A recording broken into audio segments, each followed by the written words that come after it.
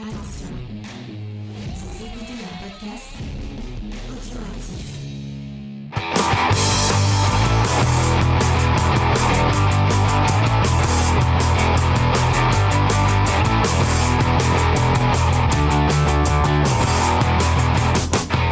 Salut à tous et bienvenue dans Comics Discovery, l'émission qui vous fait découvrir le monde merveilleux, magique et sémillant du comics. Cette semaine, on revient sur quelque chose que vous connaissez puisque ça fait 2 fois qu'on vous en parle. Pour ça, je suis avec une équipe un peu restreinte. Sophie, salut Sophie. Coucou. Et Cécile qui revient nous parler de comics avec nous. Un grand plaisir de parler avec toi de comics. Et donc, je vous disais qu'on nous a déjà parlé 2 fois de cet univers, on va dire. C'est la gamme absolute de Scott Snyder. Ouais, je pense qu'on peut dire de Scott Snyder. C'est l'espèce d'Ultimate Universe version Scott Snyder, mais chez DC Comics. On vous avait parlé des 3 qui étaient sortis en début d'année, donc Absolute Wonder Woman, Absolute Superman, Absolute Batman. Ne lisez pas le Absolute Batman, c'est une merde. Et on avait parlé en fin d'année d'Absolute Martian Manhunter, qui est pour moi le meilleur.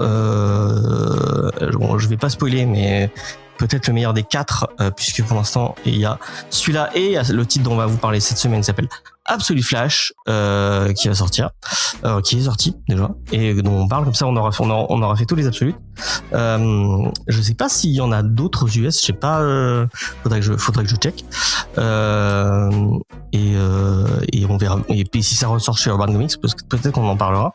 Et dites-nous en commentaire si vous êtes, contrairement à moi, vous avez aimé le Absolute Batman, venez me dire et venez me expliquer pourquoi le fait qu'il ait des couteaux dans ses oreilles, c'est intéressant, c'est marrant.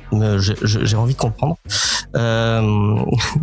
Moi, je trouve ça beaucoup trop edgy et beaucoup trop nul à chier. Et l'idée d'en faire un nouveau, enfin un prolo, mais qui au final n'est pas du tout prolo puisqu'il a toutes les connaissances du monde. Enfin bref, on va pas relancer ce débat qui était déjà beaucoup trop long dans l'émission qu'on a faite. Bref, on va vous parler de ça, mais on va commencer comme d'habitude avec les petites recommandations culturelles. Moi, j'ai une recommandation musicale. J'avais pas vu, mais le 2 janvier, il y a Joji, anciennement Pink Guy, anciennement Fifi Frank. Pour les gens qui ont envie de se taper un coup de vieux, c'est la personne, je sais pas Sophie si ça va te parler, c'est la personne qui a inventé ou qui a lancé le Harlem Shake. Est-ce que tu te souviens du Harlem Shake? Non. C'était une espèce de trend à un moment où il y avait une musique où t'avais une musique où tu voyais en vidéo des gens qui dansaient un peu de façon normale au début, et puis après il y avait un espèce de drop c'était de la techno. Un peu dubstep, ouais. Ouais, un peu dubstep. Il y avait un énorme drop à la dubstep, ouais. Et d'un coup tout le monde dansait n'importe comment, et c'était devenu une espèce de mème. Donc c'est Fifi Frank qui faisait ça sous son pseudonyme de Pink Guy. Ça a un peu mal vieilli l'humour de Pink Guy, notamment il y a des chansons qu'il a fait où il parle des gamines qui jouent dans les trucs Nickelodeon. Quand tu remates ça maintenant, tu dis ouais, peut-être que dans les années 2000 c'était drôle. Là, il a totalement désavoué, de toute façon. Ah ouais? Je savais pas. Il a clairement arrêté l'humour et vraiment il veut plus qu'on parle de ça en fait. Il a raison. Maintenant c'est Joji en fait. Et donc maintenant il est devenu Joji et il fait une espèce de pop. C'est de la pop un peu déprimante. Moi j'adore ce qu'il fait. Je trouve qu'il a un univers génial. Et là il est sorti un nouvel EP. Et je l'ai bouffé. J'ai pas arrêté de l'écouter. Et il a fait un truc trop cool. Il a sorti un clip.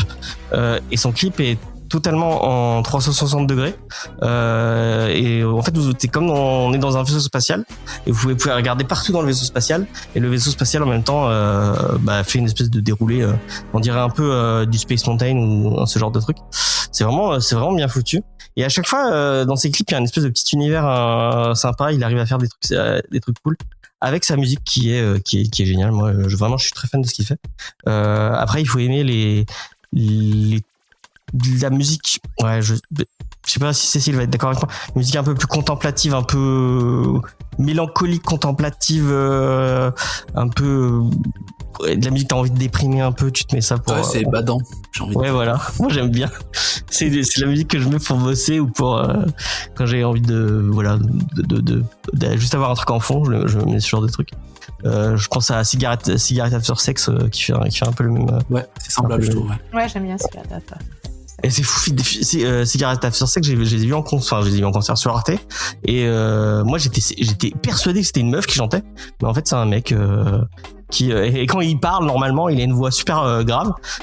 Et après, quand il rechante, il a une voix très fluette et très féminine. Et c'est cool. Enfin, le groupe est très cool. Si vous connaissez pas, si c'est Cigarette After Sex, allez écouter. C'est vraiment sympa. Et allez écouter le nouvel le EP de Joji. Et je sais plus comment il s'appelle parce que j'ai pas mon portable sur moi. Mais, c'était pas Peace in the Wind? Peut-être, ouais. Et si vous avez l'occasion, écoutez Glimp of Us et Die For You qui sont géniales. Moi, je les adore. Voilà. Petite recommandation musicale. Sophie ou Cécile, celui qui veut commencer, allez-y. Comment, Sophie? J'avais pas réfléchi, mais j'ai un truc à vous recommander. Série qui est sur Netflix, parce qu'en ce moment je suis en mode monomaniaque sur Netflix. J'ai des phases comme ça. Qui est le nom, c'est Chronique Arctique. Et en fait, ça se passe du coup en Arctique, plus précisément à, alors je vais essayer de prononcer ça bien, Nanook ou Anouk. Bref, c'est une section de l'Arctique qui a été donnée aux autochtones, donc aux Premières Nations. Et qui étaient là, qui ont réclamé en fait d'avoir des terres, et du coup on leur a donné celles-ci qui sont vraiment genre tout au nord, et ils appellent ça le nord du nord, voilà. Et du coup il y a quelques blancs qui sont là, notamment pour tout ce qui est, on va dire, administration et recherche scientifique, mais sinon globalement c'est beaucoup de personnes issues des Premières Nations du coup, et on suit du coup une nana qui est mariée à un super chasseur, et genre son mec est hyper bien vu par toute la communauté, mais elle voit surtout le mec hyper égoïste qui fout rien à la maison et qui la voit comme un peu une femme objet qui va faire la popote à la maison, et du coup elle en a marre et elle décide de se casser. Sauf que c'est pas forcément super bien vu d'être une femme indépendante, etc. Surtout quand ta mère c'était la meuf qui a fait tout ce que il faut pas faire. Et qui était l'alcoolique du coin qui se tapait tous les blancs qui passaient, quoi. Donc du coup elle a une super mauvaise image vis-à-vis de toute la communauté, et quand elle dit genre je voudrais bosser pour vous, personne la prend au sérieux, et du coup on va la suivre un peu dans ses galères, et c'est marrant parce que du coup c'est vraiment typiquement le cliché un peu de la série sur une trentenaire qui essaie de se remettre en question et qui se cherche et qui sait pas trop où elle en est dans sa vie, dans un contexte qui est assez proche de Parks and Rec, puisque du coup elle va bosser dans un truc communautaire, mais qui est un peu administratif, qui est aussi là où ils reçoivent les ressources, les aides financières, etc. de l'État, les budgets, etc. Donc qui est aussi là où il y a, je sais pas, l'aide pour t'aider à trouver du travail ou du logement, par exemple.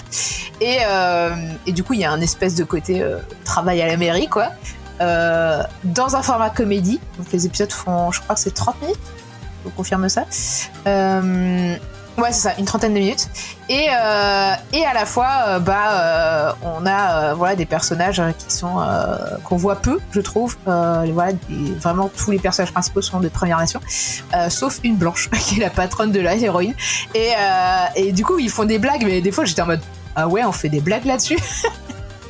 Mais bon, après ils sont concernés, donc ils ont le droit de faire des blagues là-dessus. Mais toi t'es en mode ah ouais, c'est chaud. Enfin, c'est bien qu'il y ait de l'humour dessus, parce que ça veut dire que du coup on est passé. Les créateurs qui font ça, ils sont concernés ou c'est Eh ben c'est une bonne question. Je me suis. Parce que si c'est des acteurs, je veux bien, mais j'ose espérer.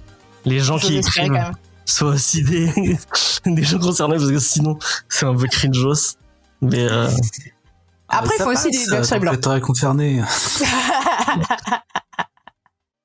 Ça fait penser avec Faye tout à l'heure on a regardé ouais je fais un peu de trash talk mais c'est pas grave. On a regardé le top 2026 des attentes d'un est-ce que je le nomme ouais bon je vais le nommer je m'en fous de Captain Popcorn en série télé. Et du coup il a fait une espèce de top où il mettait deux séries et il en choisissait une et enfin il en s'est gagné une et il en s'est perdre une et mais enfin il a des avis bon j'aime pas trop cette personne enfin j'ai rien contre la personne je le connais pas d'ailleurs j'avais essayé de l'inviter il m'avait jamais répondu voilà bon, petite on le balance comme ça je vous dis il faisait des récaps de Game of Thrones et on a fait des récaps de Game of Thrones et on l'a fait avant tout le monde puisqu'on faisait des récaps de Lost quand à l'époque de Lost donc il y avait vraiment personne qui faisait de récap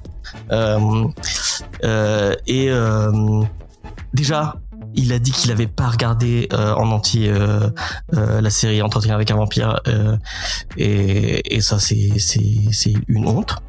Il a dit que Mike Flanagan était surcoté, que ses films étaient bof et que ses séries étaient pas terribles parce que effectivement il va y avoir la série Mike Flanagan c'est la série Carrie je crois qui va sortir de Mike Flanagan si je dis pas de bêtises.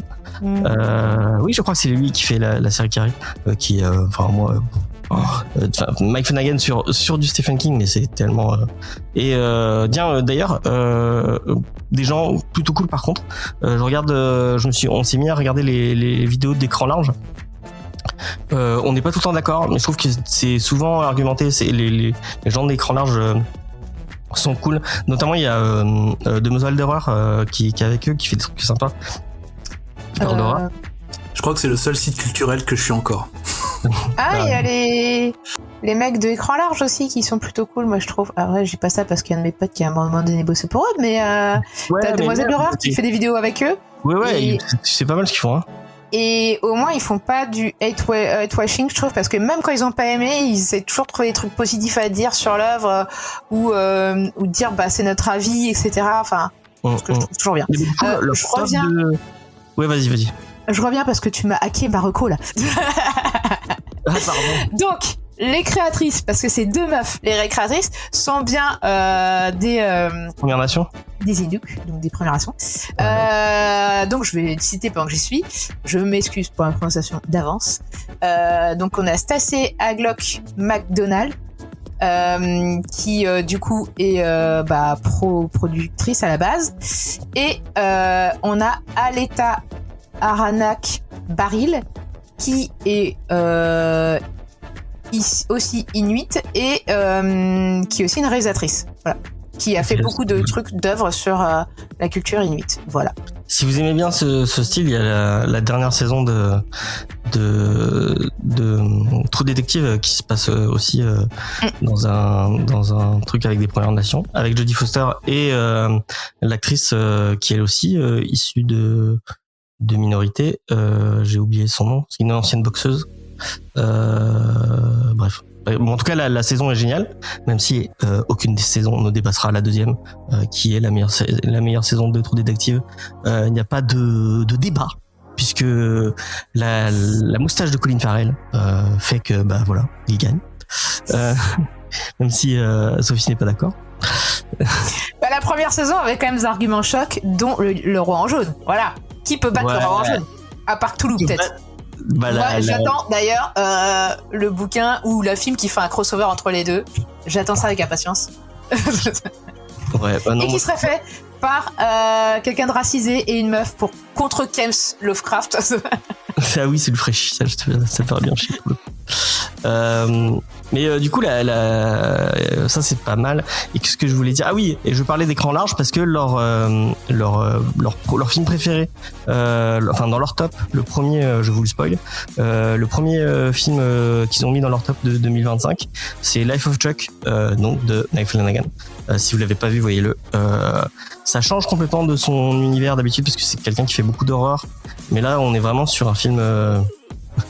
J'allais dire feel good, mais Faye a fait une semaine de crise d'angoisse après l'avoir vu, parce que effectivement c'est un film qui parle de la mort, mais d'une façon très en mode bah on va tous mourir.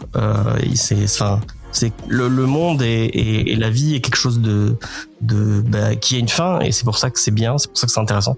Il y a tout un discours sur ça qui est vraiment intéressant.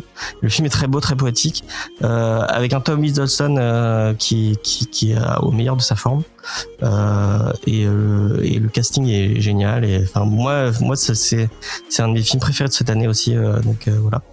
Et qu'est-ce que je voulais dire? Oui, et du coup, il y a plein de séries que j'avais, notamment des séries Apple TV. Je crois que on va prendre Apple TV parce que Apple TV, ils font des séries de balades en ce moment.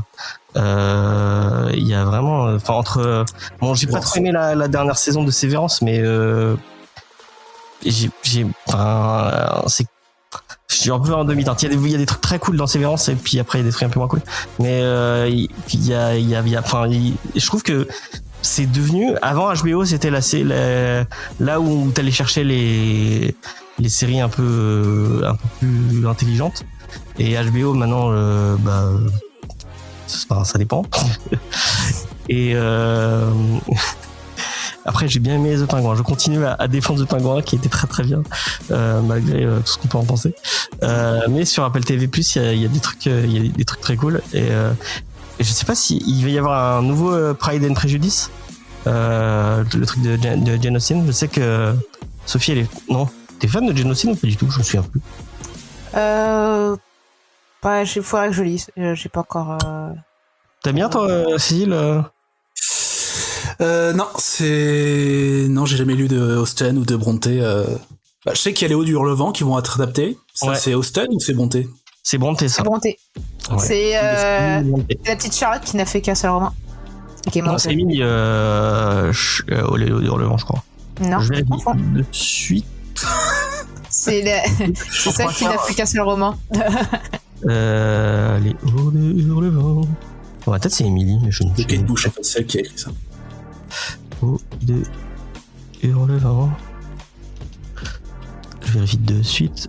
Oui, c'est Émilie, j'avais raison. Tiens, dans ta gueule. Pardon.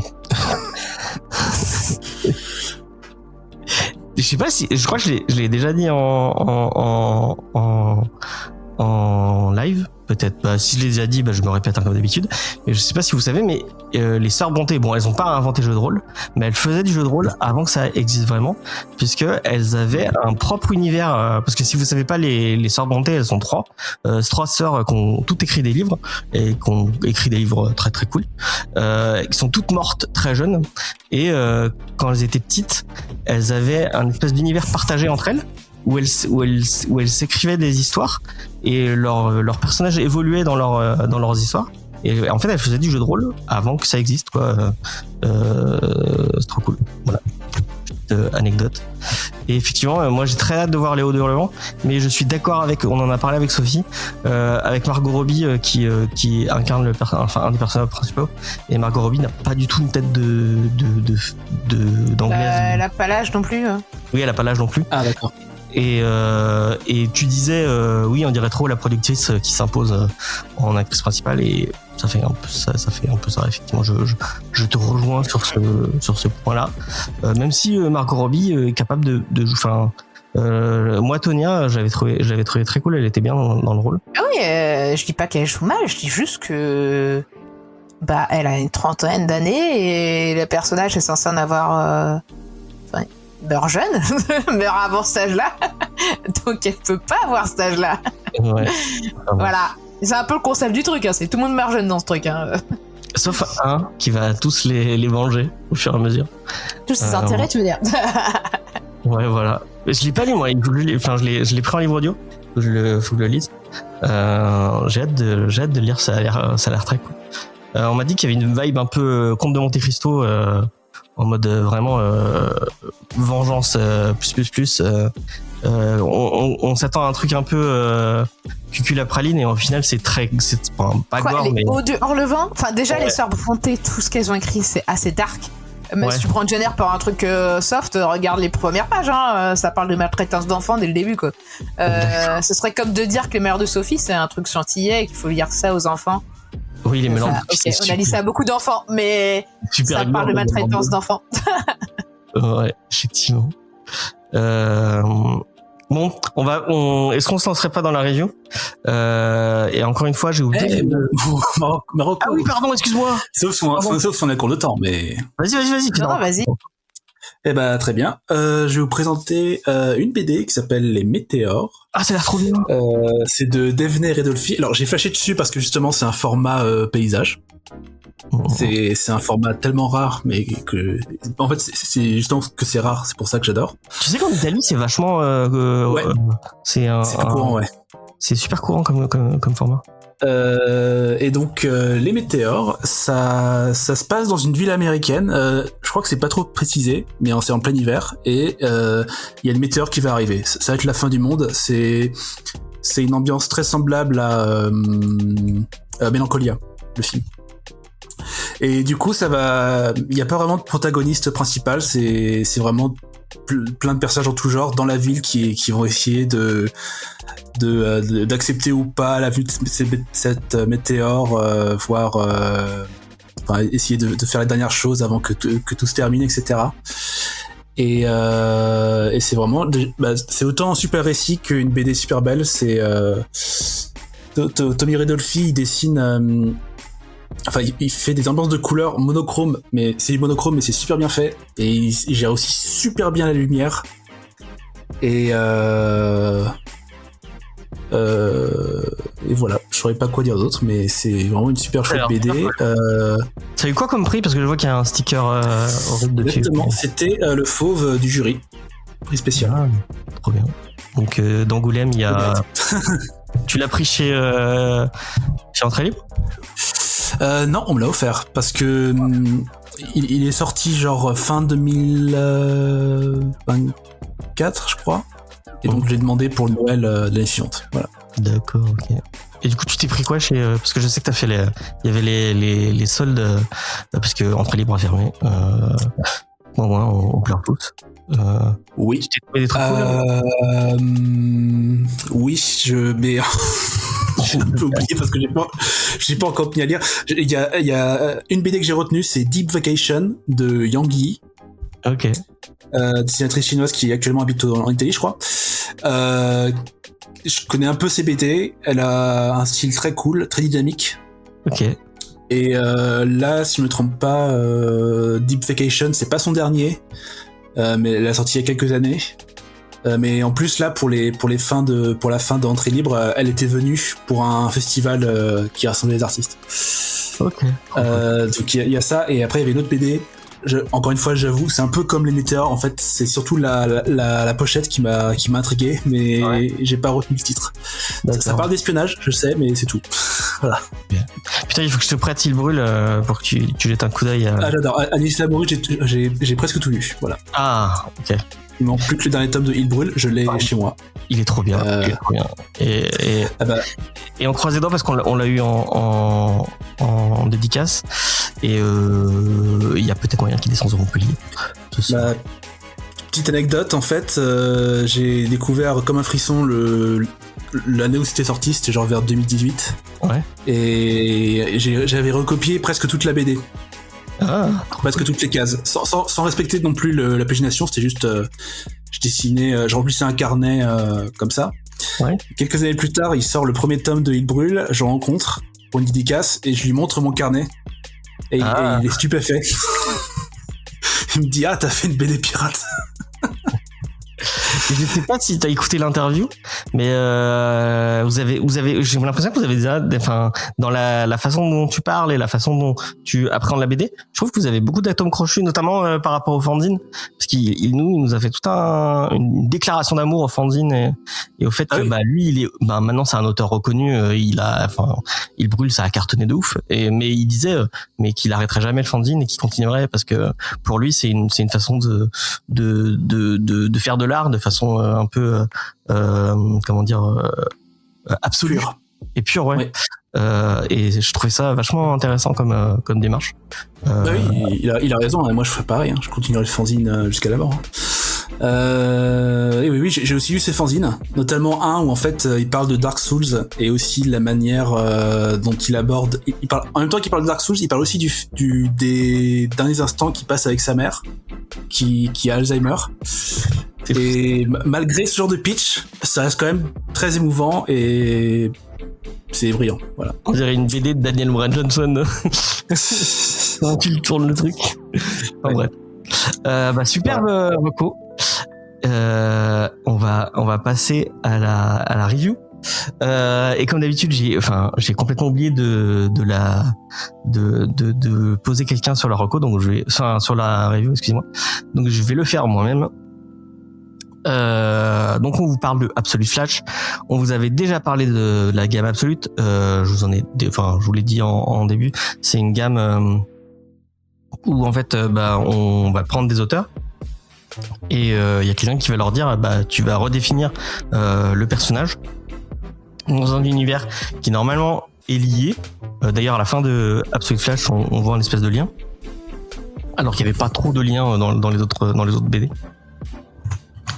Et tu peux en faire un peu ce que tu veux, notamment le Martian Manhunter qui est complètement redéfini par rapport à son personnage, même si on n'est pas sûr, et bref, si vous avez écouté l'émission qu'on a fait dessus, vous comprendrez ce que je veux dire. Du coup là c'est Flash. Au dessin, je sais j'ai fait une connerie. Au dessin c'est Nick Robles, mais il y a un autre dessinateur et j'ai oublié de le noter. Nick Robles il l'a fait et j'ai même pas noté ce qu'il a fait avant. Bref, il y a Nick Robles en dessin. Et à la colo c'est Adriano Lucas. Si vous avez le deuxième dessinateur, je veux bien. Et en attendant, je vais parler du scénariste, parce que le scénariste, je le connais un peu mieux, puisque c'est Jeff Lemire. Jeff Lemire, c'est un auteur canadien que vous connaissez peut-être parce qu'il a fait beaucoup de trucs. Il a fait des trucs de son côté en tant que dessinateur scénariste, notamment Essex County, Sweet Tooth. Moi, je l'ai connu parce qu'il faisait le Animal Man du DC New 52 et qui était trop cool et qui était en lien avec le Swamp Thing. Et c'était une super série. On a déjà parlé plusieurs fois de Jeff Lemire, puisque on a parlé de Descender, sa série de SF avec Dustin Nguyen qui est génial. Vraiment, si vous n'avez pas lu Descender, lisez Descender, c'est trop bien. On a parlé aussi dans l'émission de Black Hammer. Black Hammer, c'est trop cool. C'est une espèce de, pour les gens qui n'ont jamais lu Black Hammer, c'est toute une bande de super-héros un peu à la Justice League qui vont se laisser enfermer, qui se battent contre un méchant, et en fait ils vont s'enfermer dans une espèce de bulle où il y a juste une petite ville, et eux ne vieillissent pas. Et leurs pouvoirs sont bloqués, et il y a tout un délire. Il y a notamment une fille dont en fait son pouvoir c'est un peu comme Shazam, qui quand elle dit Shazam, il se transforme en une espèce de grand mec super musclé, sauf que elle c'est une meuf qui vieillit normalement, et quand elle dit son nom, elle se transforme en petite fille super forte. Mais sauf que maintenant elle est bloquée dans l'état de la petite fille, alors qu'elle a je sais plus comment elle est super vieille. Et il y a plein de trucs comme ça. Vraiment c'est du super héroïque, très mature, très intéressant et très cool. Vraiment, si vous avez l'occasion de le lire. Et en plus, il en a fait toute une série, et il y a plein de spin-offs. Donc lisez Black Hammer, c'est vraiment très cool. Le dessin est vraiment sympa aussi. On a parlé de son run de Moon Knight. D'ailleurs, si vous voulez lire du Moon Knight, je pense que lisez le run de je pense que ça pourrait te plaire, parce que c'est un peu comme le run de Hawkeye sur Matraction, de Matraction et de merde, comment il s'appelle le dessinateur, David Ara. Le run de Jeff Lemire et de Greg Smallwood sur Moon Knight, il est un peu plus indé, il est un peu plus sympa. Tu peux le lire un peu indépendamment des autres de reste de Marvel, et passer un bon moment, parce qu'il est vraiment cool, et il part vraiment sur le côté parce que je sais pas si tu connais le personnage de Moon Knight. Il y a un délire un peu sur le fait qu'il a des personnalités multiples, et qu'il est fou en fait. Et lui vraiment il part sur ce truc là de façon très marrante et très cool. Vraiment son run il est super sympa. Ok. Il a fait aussi, si vous avez envie d'un héros un peu bourrin et un peu concon, il a fait Bloodshot chez Valiant. Il a fait le Bloodshot Reborn. C'est une espèce de, c'est Wolverine qui rencontre le Punisher. C'est un espèce de vétéran de la guerre qui se fait injecter des nanomachines et du coup il y a eu un film Il y a horrible. pas un film avec Vin Diesel. J'ai demandé. Avec Vin Diesel sur ça.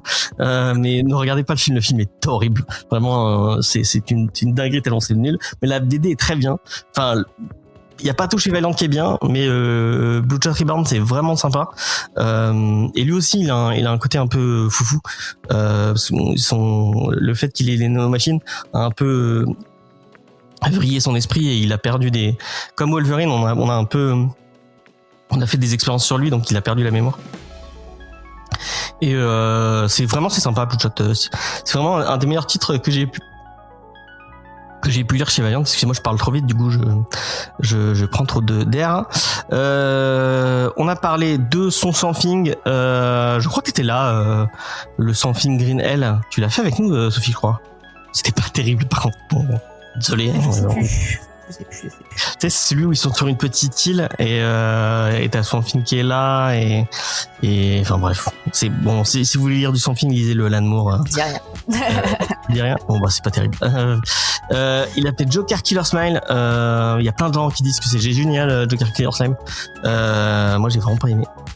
Et j'ai vraiment pas aimé pour une raison particulière. C'est parce que Jeff Lemire il a beaucoup bossé avec un dessinateur en particulier qui s'appelle Andrea Sorrentino et je déteste ce dessinateur. Vraiment. Je vois que le mec, Cécile, regarde, tape son nom. C'est bon, quelque chose, hein. Il a un style particulier et vraiment moi j'arrive pas. Et du coup il a fait Gideon Falls avec lui. Et d'ailleurs j'ai lu tout Gideon Falls jusqu'au bout. Vraiment la fin est éclatée au sol. Vraiment. Bon, je sais qu'il y a plein de fans de Gideon Falls. Je suis désolé pour vous, mais moi je déteste Gideon Falls. J'ai lu en entier parce qu'on a fait 2 émissions dessus. Une où on avait lu le début et j'avais chié dessus. Du coup j'avais plein de gens qui m'avaient dit mais non c'est trop bien. Et du coup j'avais lu en entier. Et on avait refait une émission dessus. Mais du coup j'avais rechié dessus parce que j'avais pas aimé. Et du coup Joker Killer Smile je pense que tu pourras kiffer Sophie, c'est le Joker qui rend un de ses psychiatres tarés. Mais il avait pas déjà fait ça avec Harley Quinn? Ouais, bah c'est une redite de Mad Love en plus mature et plus bourrin en fait. Voilà. Mais en vrai, si vous lisez Arline des gens qui ont fait Sunstone, j'ai oublié leur nom, Stéphane Sejic et je sais plus qui c'est au scénario, mais Arline vraiment c'est sympa et c'est Arline mais en nul. Voilà. Est-ce que t'as ton avis sur Andrea Sorrentino, Cécile? Écoute, après un coup d'œil, je trouve son style trop photoréaliste. Ouais, c'est très photoréaliste, ouais. Ça me rappelle. Il y a toute une branche, il y a toute une scène d'artistes de BD français qui assument une sorte de BD photo sans que ce soit du roman photo. Et ça me rappelle ça et j'aime pas. Voilà. Et il a tout un délire, il est très fort. Il fait beaucoup de découpage un peu j'arriverai pas à expliquer, mais il joue beaucoup avec le découpage. Oui, il y a plein de gens qui disent mais son découpage est génial, mais en fait il fait toujours la même chose. Et la première fois tu te dis c'est génial, et puis quand tu l'as vu 50 000 fois tu te dis oui bon d'accord, il a une façon de faire et c'est un one trick pony. Un quoi? Un one trick pony. Ouais voilà, sûrement. Mais il y a plein de gens qui font ça et bref. Voilà, c'était pas pour juste chier sur Andrea Sorrentino, mais moi j'aime bien Lemire. Ça dépend. Des fois c'est bien, des fois c'est moins bien. Là, le pitch de Absolute Flash. Donc on est sur une relecture de Flash. On n'est pas sur le Flash normal. On est donc le Flash normal Barry Allen.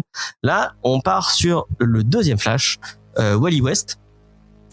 Pour ceux qui n'ont pas suivi, notamment je pense à Cécile qui ne connaît pas bien le personnage, donc Barry Allen il n'est pas le premier Flash, il est le Flash de l'ère d'argent, parce qu'avant t'avais un autre Flash avec son casque son truc en salade de fruits et ses petites ailes, qui lui est de l'âge d'or d'avant, donc de l'ancien DC. Et donc le nouveau DC arrive avec le nouveau Flash qui s'appelle Barry Allen, qui qui a accédé à la Force Véloce parce que il était face à un truc avec plein de produits chimiques, et il y a un éclair qui lui tombe dessus, et du coup ça lui donne ce pouvoir. Il va rencontrer donc Wally West, qui va lui aussi il va lui arriver la même chose, et ça va devenir son sidekick durant un event particulier. Je me demande si c'est pas Crisis on Infinite Earth, je sais plus. Bon, durant un event particulier, Barry Allen va se sacrifier pour sauver la Terre, et Wally West va devenir le nouveau Flash. Pendant très très longtemps, ce sera le seul Flash. Je crois que Barry Allen il est revenu il y a pas trop longtemps. Je me demande si c'est pas au New 52 qu'ils l'ont fait revenir. Moi, je l'ai connu grâce au New 52, puisque j'ai commencé avec le run de Francis Manapoul, et j'ai oublié qui c'est qui est au scénario et à la couleur avec lui. Et moi, j'avais adoré, et j'avais découvert l'univers de Flash, qui est vraiment cool, avec des héros vraiment sympas et avec une galerie de vilains qui est vraiment cool. Et là, on les retrouve un peu. Sa galerie de vilains, elle est représentée dans ce Flash. Le pitch, en vrai, c'est donc Wally West, qui est le fils d'un militaire, qui vit dans une ville militaire, il se fait un peu chier parce qu'il a pas de potes et que son père arrête pas de déménager. Il va par mégarde tomber sur le laboratoire de Barry Allen, qui est en train de faire des expériences, et il va arriver un truc qui va lui donner les pouvoirs de Flash, et après il va devoir s'échapper face à un groupe d'ennemis qu'on va un peu reconnaître, puisque ils ont des pouvoirs spécifiques qui font penser aux méchants de Flash. On va, c'est pas le moins bien, parce que vraiment Batman est moins bien. Mais enfin, j'ai un problème parce que j'ai filé Martian Manhunter à Cécile, et il a dû le lire avant, et enfin c'était vraiment pas le truc à faire. Fallait le lire en dernier, Martian Manhunter, parce que c'est le meilleur. Je spoil, hein. Je pense que Sophie, du coup, comme tu les as t'as lu les 4, on est d'accord, Martian Manhunter, grand gagnant des Absolutes. Je sais pas. Voilà. Moi, de mon point de vue, en fait, le truc, c'est que je crois que dans mon cerveau, Martian Manhunter et ce Flash sont ceux qui s'éloignent le plus du personnage d'origine. Et du coup, dans mon cerveau, il y a le personnage d'origine qui fait « Mais je suis là, pourquoi vous m'oubliez ?» Mais c'est pas... En fait, il s'éloigne pas du personnage d'origine. Enfin, ça dépend de ce que t'as lu, en fait. Si t'as lu du Flash de Wally West, ça revient beaucoup à ce que Wally West est. En fait, Wally West, c'est intéressant. Quand on avait fait les premiers numéros de Wally West, c'est Mark Waid qui a vraiment façonné le personnage. En fait, Wally West au début, c'est un petit con, et il va évoluer pour devenir le personnage qu'on connaît, et vraiment un grand héros. Et c'est un peu l'ADN de Flash, le fait que, en fait, c'est le Batman mais du bien, et c'est un Batman mais qui c'est un mélange de Superman et de Batman. C'est vraiment le mélange entre Batman et Superman. Autant par exemple, pour moi, je suis peut-être en train de faire des comparaisons éclatées, hein. Dites-moi en commentaire si vous trouvez que j'ai tort. Pour moi, Green Arrow, c'est le Batman mais de gauche, et Flash, c'est le Batman mais mélangé avec Superman. Bref, voilà. Bon, je fais des analogies éclatées, c'est pas ma faute. Ce tome après je vous donnerai la parole. Ce tome de Flash, en fait, il est pas pour les nouveaux lecteurs. Vraiment, il est cool, mais que si tu connais bien l'univers de Flash. Et ça, c'est problématique, parce que Martian Manhunter l'était pas du tout. Superman, Batman et Wonder Man n'étaient pas non plus, mais celui-là il est bien que si t'as les références, parce qu'en fait tu retrouves tous tes personnages et genre bah tu vas voir toute la Rogue Gallery, donc les méchants de les Lascar, notamment comment il ah putain merde, Heatwave, putain merde, j'ai plus les noms des Gorilla Grodd. Le personnage s'appelle Boomerang, c'est le même de Suicide Squad. Ouais, oui, bah oui, Boomerang, c'est un méchant qui en fait qui fait partie, enfin, pour les gens qui connaissent pas, les Lascar ou la Rogue Gallery, c'est des vilains emblématiques de Flash, mais le truc avec eux, c'est que c'est des vilains tout en n'étant pas trop des vilains, parce qu'en fait c'est des gens qui ont eu accès à des armes ou qu'on a transformés et qui en fait galèrent. Ils sont dans une ville un peu. Pour résumer ça, c'est des charlots. Ouais, voilà. Sont des méchants de super-héros, quoi. C'est des mecs normaux qui se retrouvent avec des pouvoirs et qui se disent bon bah on va aller braquer des banques. Et malheureusement ils se retrouvent face à Flash et en fait ils sont super attachants. Notamment le mec en fait, c'est la version sympa des méchants de Buffy la saison 6. Ouais, c'est un peu ça, ouais. C'est la version sympa des méchants de Batman, en fait. Ouais, alors très très sympa, quand même, parce que... Effectivement, ouais. Parce qu'il y a un level pour Batman, on est sur les... Putain, mais j'ai plus Ils sont juste moralement ambigus, c'est ça ? Oui, voilà, et ça c'est marrant. Enfin, okay. ça en fait des personnages attachants et cool. Putain, mais j'ai plus les noms. On pourrait même dire attachant. Oui, on pourrait dire attachant. Mais je t'avoue que j'écrivais ma critique et j'hésitais à aller dire mais ce sont des super héros ou c'est des super vilains, on sait et pas voilà, en fait, voilà. Du coup Captain Cold il est génial. Captain Cold parce que là du coup, vous avez Captain Cold, le planeur. Ils n'ont pas nommé l'espèce de meuf avec la grosse. Enfin, j'ai pas compris qui c'était. Il y a une meuf avec un gros casque. Oui. Et à aucun moment ils le nomment. Et j'ai pas reconnu le personnage parce que je connais pas tant que ça l'univers de Flash finalement. Mais du coup, je savais pas trop qui c'était. Et enfin donc il y a ce groupe de personnages qui normalement est méchant et là du coup ils travaillent pour c'est un peu genre des Suicide Squad pour l'armée et du coup ils sont là à la recherche de Barry de Wally, excusez-moi, et il y a tout un délire où en fait ils vont trimballer Gorilla Grodd et Gorilla Grodd c'est un peu le méchant moi vraiment c'est un personnage emblématique pour moi de parce que dans l'univers de Flash tu as Gorilla City qui est une ville qui existe pour de vrai où bah en fait c'est une ville menée par des gorilles et il y a un chef des gorilles et du coup il y a un méchant gorille qui s'appelle Gorilla Grodd qui est un gorille mais sauf que lui il a des pouvoirs psychiques et le personnage est trop cool, c'est un gorille avec des pouvoirs psychiques, comment il veut pas être cool, enfin dans Marvel, il y a Detective Chimp aussi, pas Marvel, DC, qui est un singe qui mène des enquêtes. Voilà, je drop le personnage. Mais donc vraiment, cet univers, il est sympa. Et Jeff Lemire, il arrive à te redonner un peu cette vibe là. Mais si t'as pas les refs, bah t'es un peu perdu quoi. Moi je sais que Faye l'a détesté. Bon, Faye aime pas du tout Jeff Lemire, mais Faye l'a lu et elle m'a dit bon j'ai détesté, je viens pas parce que j'ai détesté.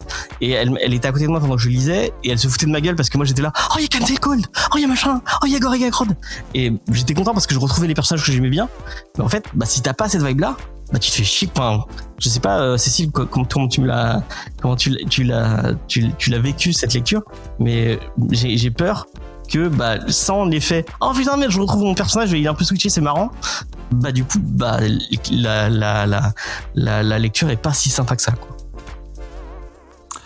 quoi. Écoute, tu m'avais vendu le comic différemment, tu m'avais dit tu peux foncer en fait parce que Absolute c'est censé être un reboot. Tous les autres sont comme ça. C'est le seul qui a ce délire là. C'est marrant hein. Waouh, tu m'as pile menti sur celui-là. Oui, celui que je devais lire. Je l'avais plus, donc je pouvais pas te... Oui, bien sûr. Pas de souci, hein, je t'en veux pas. Oui, pas de problème. Après, ouais, pour ce qui est mon appréhension, parce que moi du coup je suis pas du tout fan de comics, mais c'est intéressant qu'on parle de The Flash parce que à une époque il y avait le film Flash qui est sorti, c'était une cata, voilà, j'ai pas vu le film, mais pour me divertir j'allais sur Letterboxd et je regardais les critiques les plus négatives. C'était très marrant de voir des gens s'énerver. Et il y a quelqu'un, j'avais l'impression que c'était un super fan de Flash. Il avait partagé une double page d'un récit, je sais pas lequel. Ça ressemblait à Justice League. Je suis vague aussi pour pas spoiler, même si moi j'ai pas lu. Mais c'est une double page d'un récit où on voit le Flash faire un sacrifice. Voilà, et il montrait cette double page, il se disait voilà pourquoi j'aime The Flash et voilà pourquoi les comics sont importants. Et en regardant cette double page, franchement, moi j'avais l'impression que c'était, moi j'ai trouvé fascinante, alors que j'avais pas eu tout le contexte. Mais voilà, ça avait quand même pris au trip, alors que j'ai pas le contexte et alors que je m'intéresse pas aux comics. Donc voilà, enfin ça c'est le flashback que j'ai eu quand tu m'as conseillé de lire ce comics de Flash.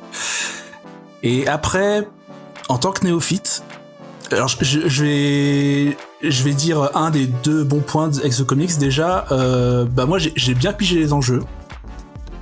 Du coup, James, tu me dis que c'est dommage si je rate des trucs, etc., plein de références à The Flash. Mais je suppose, j'estime que Jeff Lemire a fait un bon taf pour présenter. J'ai l'impression que voilà que le personnage est posé. Voilà, le truc c'est posé. Mon seul souci en fait, c'est que ce qu'il présente ne m'intéresse pas. Oui, tu m'étonnes. Et en fait, alors pour cet omnibus, il y a 6 chapitres et ce qui est courant. Pas un omnibus, hein, c'est un. Enfin, pardon. Oui, c'est un omnibus, c'est un énorme. En tout cas, ce tome 1. Dans ce tome 1, il y a sur les 6 chapitres, je trouve qu'il y en a 2 où il n'y a pas d'explication de lore. C'est 2 chapitres où on va de l'avant, genre ça y est, c'est lancé, plus besoin de mettre les bases de Wally, etc., et de son entourage.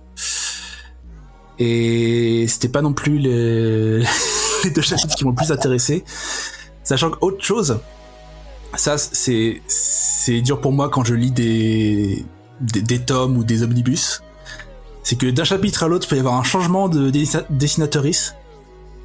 Ah oui. Et ça, enfin moi, des fois, il y a des cas où je trouve ça ignoble, genre surtout Fable. À un moment, je lisais le comics Fable. Ouais. Et vraiment, il y avait un moment, c'était un chapitre qui faisait un peu spin-off, et les dessins étaient ignobles. C'était les tie-in. J'ai plus le nom de l'artiste. Donc voilà. C'est les comics, hein, c'est comme ça. Pour en revenir à Flash, je crois que c'était les chapitres 4 et 5 du coup. Ouais, qui sont dessinés par quelqu'un d'autre. Ils sont voilà, vraiment... Je vais retrouver la personne parce que ça me saoule de pas l'avoir. Ça se voit. Je pensais que c'était la personne qui avait dessiné un comics de Jughead qui était scénarisé par Chip Zdarsky, mais en fait non. Mais à la limite, j'aimais bien les eyelashes. Il y a quelques personnages qui ont des eyelashes très, très, très marqués. Un peu slay. Et à part ça... c'est chapitres à part. Je trouve que le style graphique des 3 premiers chapitres, par l'artiste... j'ai envie de dire l'artiste principal. Ouais, Nick Robles, je trouvais super. Genre il y a des effets visuels super cool quand Flash utilise ses pouvoirs. Il y a aussi un découpage que je trouve super, autant dans les scènes d'action que même dans les scènes de dialogue plus calmes. Et je dirais que ça, voilà, là j'ai un peu situé les 2 gros points forts de ce comics, c'est que déjà moi en tant que néophyte ça m'a pas dérangé, j'ai su me plonger dedans. Il y a donc le style de Roblast qui me plaît aussi. Et après, je voudrais chipoter sur le dessin. C'est que dans le 2e chapitre, c'est genre page 48-49 je crois, t'as une bagarre entre le père de Wally et Barry, et il file un coup de poing. Sauf qu'en fait, l'action est répétée, mais c'est copié-collé en fait. Et ça va sembler ultra flagrant pas comme erreur ou comme choix, c'est à voir. Mais ce concept de copier-coller, alors certes, des fois on copie-colle une case pour marquer un temps, pour faire une sorte de silence comique, etc. Mais là, là, l'artiste s'est juste dit, je vais faire un coup de poing et je vais refaire ce coup de poing en copier-coller. Alors, ça témoigne soit d'une fainéantise vraiment malsaine, ou alors ça sous-entend un rythme de travail insoutenable. Oui, peut-être, oui. Il y a moyen. Beau choix. Moyen. Mais voilà, chipotage, hein, franchement, chipotage. Non, mais t'as le droit de chipoter, t'as totalement le droit de chipoter. Mais voilà. Mais en tout cas, j'ai pas grand-chose à dire pour ce premier tome parce que je trouve qu'il prend trop de temps à poser le cadre. Et alors, ça me laisse un peu sur la fin, sachant que de toute façon, en fait, je vais pas lire le deuxième. Enfin, je suis pas intéressé à voir la suite, sauf s'il y a John Jones qui revient. C'est sous-entendu en fait dans le dernier chapitre. Oui, c'est ils vont former leur Justice League absolute là. Donc, s'il est la partie, ok, peut-être que je lirai quelques chapitres. je ferai mon tri. Bon, non, j'allais spoiler la fin, mais non, je vais pas spoiler la fin. Oh, bref. Mais voilà, voilà. Du coup, désolé aux fans de Flash, mais c'est pas cette version Lemire qui va me faire aimer ce personnage, voilà. Putain, mais je trouve pas le deuxième dessinateur, c'est abusé. Vas-y, donne ton avis, Sophie. J'ai l'impression que tu vas rejoindre peut-être l'avis de Cécile. Alors moi, j'ai bien aimé les 3 premiers chapitres et j'ai beaucoup de qualitatifs sur les 3 derniers. En fait, les 3 premiers, je trouve que ça raconte une histoire d'ado qui merde, et franchement, j'ai vraiment adoré ce qui se passe avec Paris.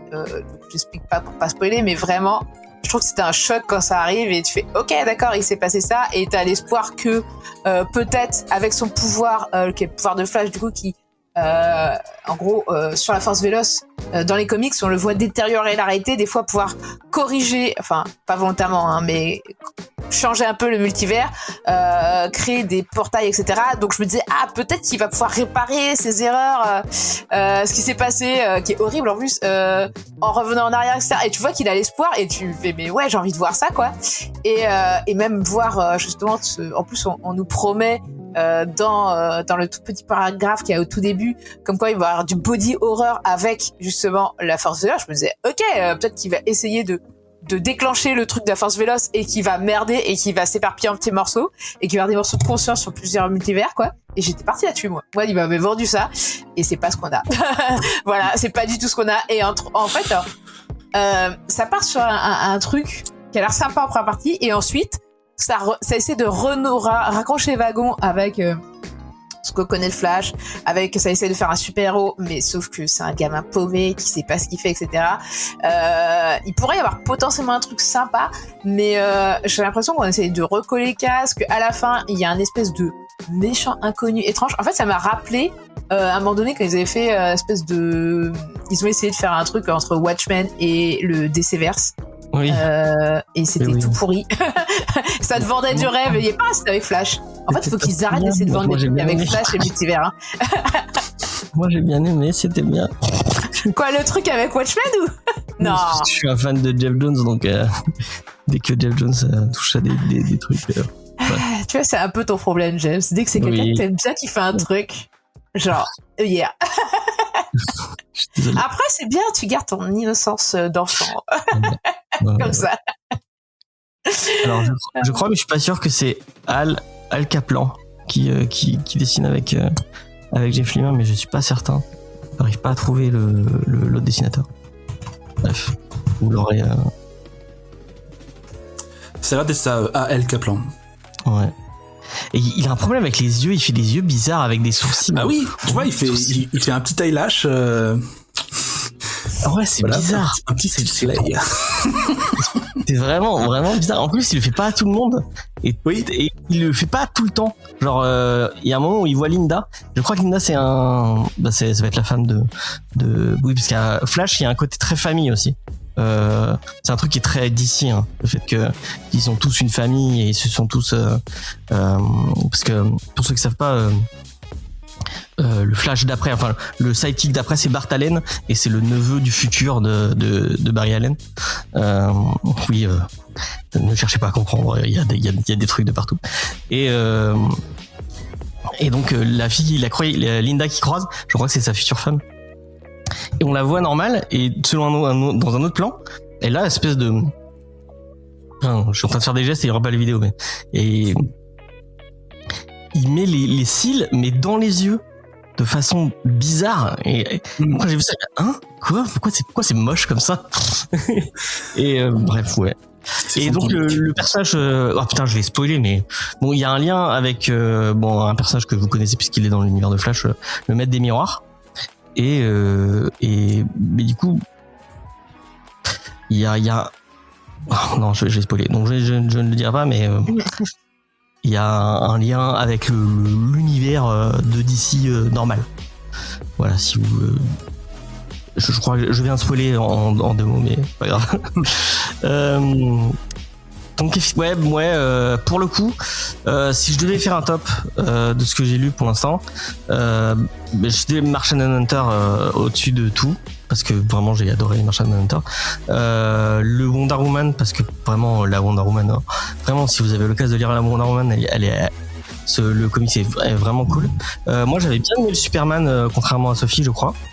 Et je mettrais le Flash après et le Batman après. Le Superman, moi je trouvais j'aimais la cause sociale qu'il embrassait évidemment, mais je trouvais que ça faisait un peu trop l'ado pas content. Bah là, c'est faire pareil, manif pour CPE, CPF ou je sais plus quoi, enfin bref. Le renouveau Ultimate, ils essayaient de refaire du Ultimate parce que pour les gens qui ne savent pas, Ultimate c'est dans les années 2000, ils avaient repris les personnages pour les remettre au goût du jour, et un des personnages qui a le plus marqué, c'est le Ultimate Spider-Man, qui était repris par Brian Michael Bendis, et du coup il en avait refait un ado et il l'avait ramené au lycée. Et du coup, il y avait ce côté adolescent, nanani, nanana. Et pour ceux qui ne savent pas, je vais spoil Ultimate Spider-Man, et je vais spoil un truc. Enfin, moi, quand je l'ai lu, j'ai chialé ma race. Le personnage de cet univers, le Peter Parker de cet univers va mourir. Il va se sacrifier pour Captain America. Et c'est à ce moment-là que Miles Morales va apparaître. Et en fait, Miles Morales normalement était un Ultimate Spider-Man, et le personnage a été tellement apprécié que ils l'ont ramené dans l'univers normal. Mais normalement, il apparaissait pas du tout. C'était vraiment quelque chose d'à part et d'à côté, qui avait pas de lien. Et c'est devenu tellement gros qu'il y a là récemment, il y avait 2 personnages qui avaient survécu à cet univers. C'était le Red Richard, qui était devenu méchant. C'était un Red Richard qui était devenu méchant, et Miles Morales. Et là, ils ont relancé les Ultimates l'an dernier, avec Jonathan Hickman qui gère le truc. Et du coup, vous avez des nouveaux Ultimates. Et du coup, c'est le Red Richard qui veut créer son propre univers Ultimate de son côté, parce que il y a eu chez Marvel, il y a eu un délire où ils en avaient marre du multiverse et ils ont remis tous les univers dans un seul univers, et maintenant ils refont du multiverse. Enfin bref, ça en finit pas. Ouais. Mais ils ont fait pareil chez DC, il y a un moment où t'avais 40 millions de terres. Après ils ont tout remis dans au point que chez Marvel, à un moment, l'univers Marvel, c'était l'univers 619. Mais t'avais 612, enfin t'avais un nombre incalculable d'univers, et notre univers à nous avait un vrai, dans le lore de Marvel, il y avait un numéro pour notre univers à nous, qui correspondait à un truc. Enfin bref, il faut aussi. C'est un des trucs que j'aime en comics, c'est le fait que en fait tu peux il y a une continuité avec tout, et tu peux recaler des trucs et faire rencontrer des personnages sans que ça soit éclaté. Mais je comprends que on puisse se dire ouais non mais moi j'ai pas envie de lire 80 ans de continuité de Batman pour comprendre une BD. Et je comprendrais qu'on me dise ah oui mais tu es en train de me dire oui ton Absolute Flash il est vachement intéressant. Mais si pour le coup il faut que j'ai lu le Flash d'avant pour aimer, bah ouais parce que vraiment pour le coup tu passes un bon moment si tu connais l'univers je sais pas parce que je pense que c'était créé pour les gens qui connaissent pas l'univers aussi. Tu crois bah je pense les références elles sont tu sais, ils te mettent quand en gras les références, mais en vrai, si tu l'as pas, je pense que tu comprends l'univers. Oui, tu comprends l'univers, mais c'est plus intéressant. Mais même moi, en connaissant l'univers, tu vois, en voyant les trucs, je fais OK, mais. Oui, bah Faye, elle a fait comme toi. Bah, de mon point de vue, en fait, je me disais, si je voyais un nom complet, je me disais, ah ok, c'est un nom qui vient d'un comics précédent, c'est un personnage, voilà. En fait, t'avais raison, c'est tellement. S'il y a juste James, je dis, ok, c'est James. C'est un nouveau perso. Quoi qu'ils ont mis Linda, et c'était juste Linda, et à mon avis c'est Linda, je sais plus, je connais plus son nom complet, mais c'est sa femme qui après, je pense qu'il y a pas de... Même le mec qui les croise, à mon avis c'est un personnage qui est important pour plus tard, enfin qui a un nom, enfin bref. Donc voilà, on aura fait tous les absolutes. À mon avis, vu la fin, il y en a d'autres à venir. Hein. Mais je viens de voir, il y a Green Lantern aussi. Et c'est une meuf. Donc, s'il y a Green Lantern qui sort, peut-être qu'on fera Green Lantern. Parce que moi, j'aime bien les Green Lantern. Je sais pas si tu connais bien l'univers de Green Lantern ou si tu connais un tout petit peu l'univers de Green Lantern, Cécile. Mais j'ai un peu connu grâce à Justice League. Ouais. Et ça va pas emballer des masses. Mais d'un côté, pour reparler de Martian Manhunter, le Martien vert là. C'est vraiment un personnage que je détestais, que je trouvais inintéressant. Il a une trop grosse diversité de pouvoirs, donc je le trouve pas assez unique, je trouve. Je déteste son design. Mais là, dans Absolute Martian Manhunter, je l'adore. Genre quand il est une sorte de, pas forcément un ange gardien, mais genre limite un stand de Jojo. Franchement. Oui, c'est un stand de Jojo. Et je l'adore. Il est fascinant. De Carpenter. En fait, il y a une espèce d'alien dans la tête enfin bon. Voilà, oui, pour le contexte. Après, c'est vrai qu'il a des pouvoirs de ouf, Martian Manhunter, mais ils sont vachement limités en plus, donc. Mais surtout, il est hyper pacifiste. En fait, le seul moment où il intervient, c'est genre, vous l'avez tellement fait péter un câble qu'il en a marre. Oui, et en fait, c'est un peu le daron de la Justice League dans le sens où il est tout en mode mais non les enfants calmez-vous, tout va bien se passer machin chouette, et au bout d'un moment quand il agit tu fais ok là tout le monde a merdé gravement, et du coup il devient fun en fait en vrai, même si il est jamais mis en avant malheureusement je trouve dans les comics, enfin il était jamais mis en avant, maintenant ça peut changer, sauf dans la série animée où vraiment il était très cool son personnage, et mais du coup, c'est une série animée, et je sais pas de quelle année était et quel âge tu as, mais je sous-entends, peut-être que je sous-entends mal et que je me trompe totalement, mais que tu l'as vu en même temps que parce que je sais que t'es très fan de X-Men Evolution. Je comprends parce que X-Men Evolution peut si tu l'as vu petit, ça a pu te marquer. Moi, je l'ai vu un peu plus ado, et du coup, X-Men 87 est un peu plus le X-Men que moi j'ai kiffé, parce qu'en plus je lisais les comics à l'époque, donc il y avait il y avait écho avec ce que j'avais lu, quoi. Et le X-Men Evolution me parlait un peu moins parce que c'était trop ado, alors que moi j'étais un peu plus âgé. J'étais là, oui, bon, tu essaies de toucher. Mais attends, on a quasiment le même âge. Ouais, mais enfin ça c'est trop enfantin. Alors que j'avais, et que du coup moi j'aimais Batman la série animée, j'aimais la série animée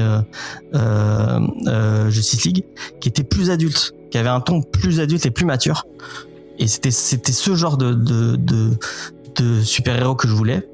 Et moi je trouve que The Batman Animated avait un ton plutôt enfantin, moi je trouvais. Ah bah, pas enfantin, mais moi les épisodes parce que vraiment alors bon après moi je suis pas un exemple, je montre à des ados Cobra Kai en mode c'est très bien, regarde ça tout seul. Je vais rien te dire, alors qu'il y a des ados qui se battent vénère dans un lycée. Mais et à dire bien sûr tu peux dire Stephen King à n'importe quel âge. Mais non, moi ça me semblait Enfin, après, je sais pas, moi, les subtilités. Moi, il y a des. Sur la il y a des psychologie de épisodes- certains personnages. Moi, je l'ai- Killer Croc, il m'a filé des cauchemars hein, quand j'étais petit. Hein. Ouais, j'avoue que moi, à l'époque, je lisais déjà Stephen King et de trucs pires que ça. Du coup, ça me paraissait gentil. Même. Déjà, je lisais les faits divers à l'époque, donc. Gueule d'argile, quand t'es petit, c'est. Son histoire. Ouais, c'est badin, mais à la fois. Enfin bon, bref. dire, Ce que je sous-entends, c'est que je pense, Cécile, que tu as vu la série trop tôt et du coup, bah, t'as peut-être loupé ce côté un peu plus mature où, bah, en fait, toi, tu cherchais un truc un peu plus teenage, un peu plus fun et peut-être que si tu redonnes une chance à cette série animée Justice League, peut-être que tu la réapprécierais d'un autre œil et que tu te dirais en fait elle parce qu'en fait c'est vraiment une super série qu'il faut aller regarder jusqu'au bout parce que enfin on parlait du personnage de Martian Manhunter, il est vachement mis en avant et il est vachement intéressant. Vraiment c'est une série qui a pris le temps de peaufiner ses personnages. On parlait du Green Lantern, du coup c'est pas le Green Lantern de d'habitude, c'est John Stewart. Bon, j'ai un problème avec le Green Lantern de cette série, c'est que le mec a un anneau qui est capable de faire tout ce que tu veux, hein, de matérialiser ta volonté, et il passe son temps à faire des carrés et des triangles. Mais bon, c'est de l'animation, donc ça veut pas le. C'est peut-être ce qu'il pouvait faire à l'époque, voilà. en termes d'animation. Moi, Après, ça colle. Je suis désolée, c'est un flic. Et j'imagine que les flics. Non, il est pas flic, hein, John Stewart. Il est architecte. Ah, bah, c'est voilà. logique. Alors, Il a une affinité pour les formes, voilà. C'est ça. Mais moi, j'avais un souvenir. En fait, il te fait des fondations. C'est super solide, les fondations. Ouais, bah, je déteste Hal Jordan parce que je trouve le personnage chiant et en fait il fait toujours les mêmes trucs, il fait toujours des motos, des avions ou des Normal, c'est un petit garçon.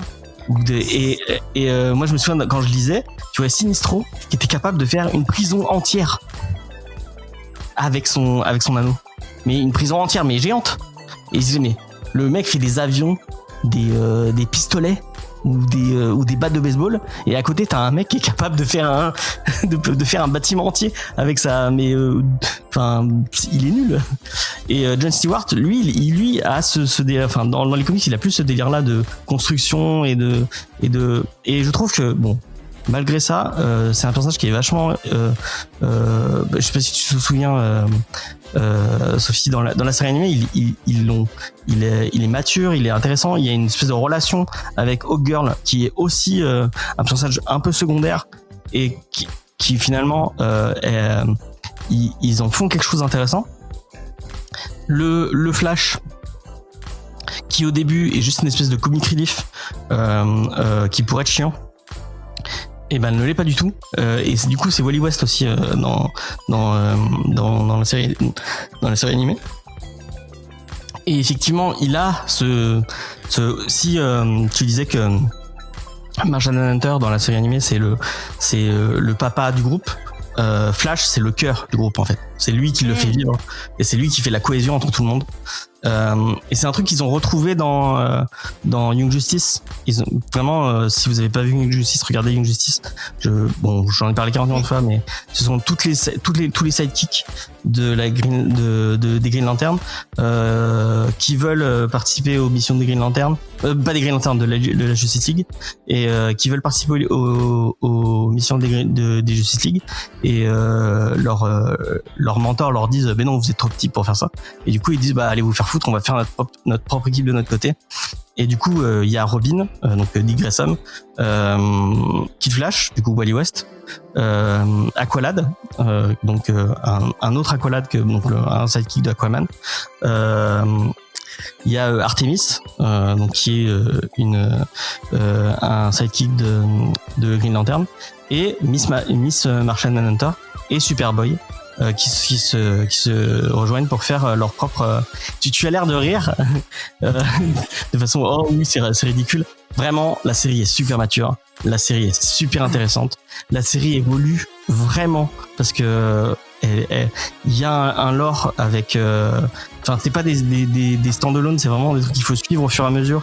Il crée tout un lore et ça devient important et t'as même des ellipses où la série va évoluer. Par exemple, Dick Grayson à un moment va passer du statut de Robin à Nightwing et va être vraiment le Nightwing qu'on connaît, quoi. C'est avec les fesses qu'on connaît, puisque rappelons-le que Nightwing a les plus belles fesses du DCverse et de l'univers des super-héros entiers.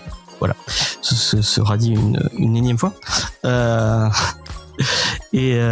bref, ouais, je fais ma promo pour Young Justice, mais Young Justice c'est trop bien. Et le Wally West de Young Justice c'est génial, vraiment. Tellement d'amour pour ce personnage qui est ouf. Voilà. Je crois qu'on a fait un peu le tour. Lisez le Wonder Woman, vraiment lisez. Du coup, t'as lu le Martian Hunter, Cécile, parce que du coup, j'avais passé à Cécile tous les absolutes. Oui, et j'ai lu celui-là en priorité. Et comme j'ai dit, franchement, j'ai adoré. Parce que déjà, je me suis mis à adorer John Jones, alors que avant, vraiment, c'est un personnage qui me sortait par les oreilles.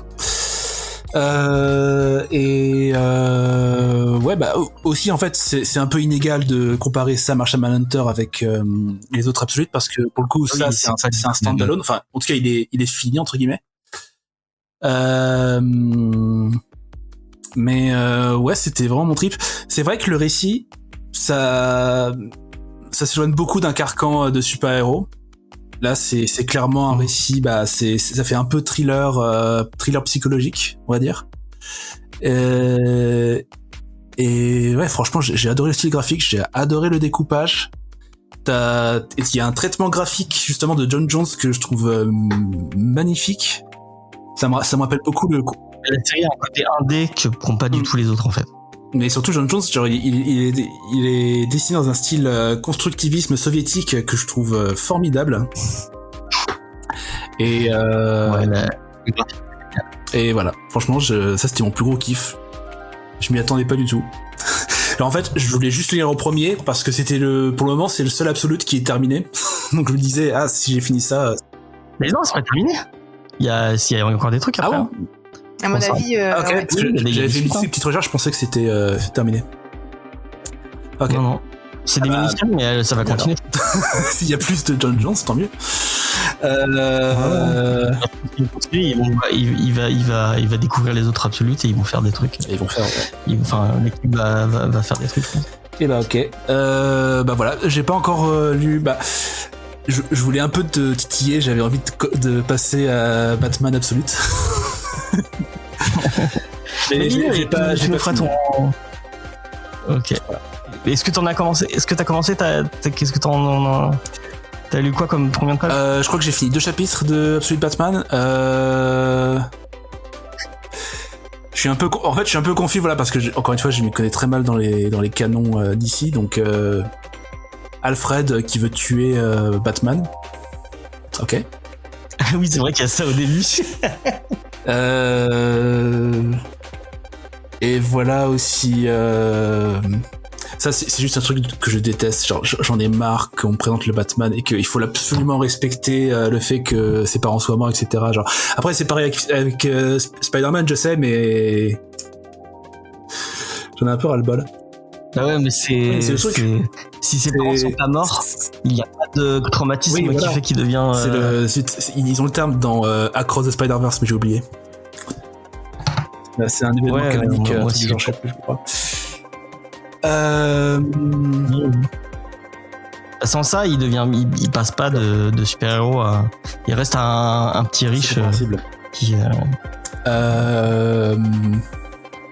Mais non, je suis qu'à 2 chapitres sur 6, donc voilà, je vais. Ok. Attends. Enfin, j'ai fini ça.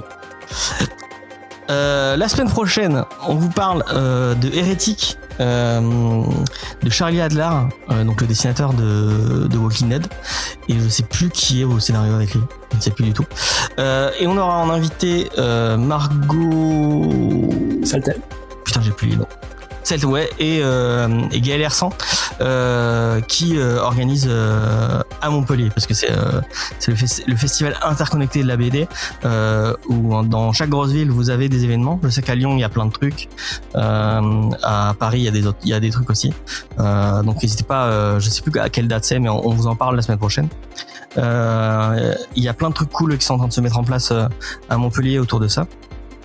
Je sais qu'à Bunka par exemple il y aura il va y avoir un truc sur l'auto-édition. Je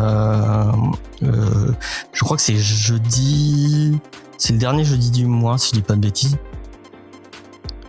Le 26, je crois que c'est jeudi 26, je sais plus, enfin bref. Attendez, je regarde dans le calendrier. C'est jeudi 29. Donc c'est du 29 au 20, je pense.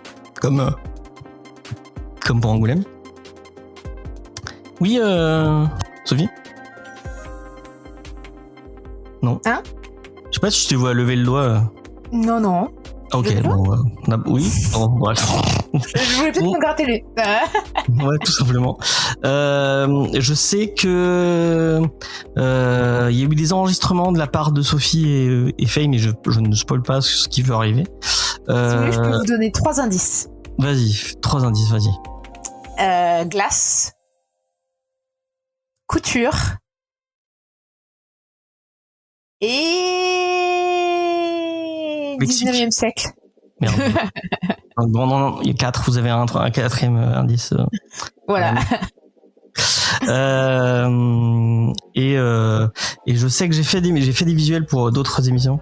Donc normalement il y a des émissions qui vont popper, notamment certains livres à une certaine heure qui devraient arriver. Ça fait des mois et des mois qu'on l'a enregistré. D'ailleurs, je crois qu'on l'a pas annoncé, mais on avait commencé à lire pour les livres de minuit, qui est notre émission sur la littérature, hein, je vous le rappelle pour les gens qui ne sauraient pas. On avait commencé à lire ensemble la saga. Merde, j'ai oublié le nom. Putain. Sophie, aide-moi, s'il te plaît, please. La saga pour les livres de minuit. Ah, Blackwater. Blackwater. Du coup, je pense qu'on va arrêter parce que le tome d'après est pas terrible. Ah, si. Moi, ah j'ai ouais bien aimé. Ouais. Bon. On n'avait pas dit qu'on changeait? Bah, écoute, je vais te lancer et puis en fait, en discutant avec mon éditrice, je me suis saucée. Voilà. Bon, bref. Voilà. Ok. Bon bah. En fait, parce que je bêtais un texte d'un auteur qui disait que c'était sa référence et en fait, on se disait, mais y a rien de commun. Pourquoi? Quoi? Où est le point commun avec ce récit gothique? Ton texte n'est pas gothique, mec. Mais bref, voilà. Bon bref, on avait dit que peut-être qu'on changerait de trucs à lire pour l'espèce de club de lecture qu'on fait ensemble. On verra, on discutera. Je vais encore faire. Si Faye écoute cette émission, elle va me taper sur les doigts. On vous fait des bisous, on vous dit à la semaine prochaine pour Hérétique. Et merci de nous avoir écoutés. Bye bye. Bye bye. Bye.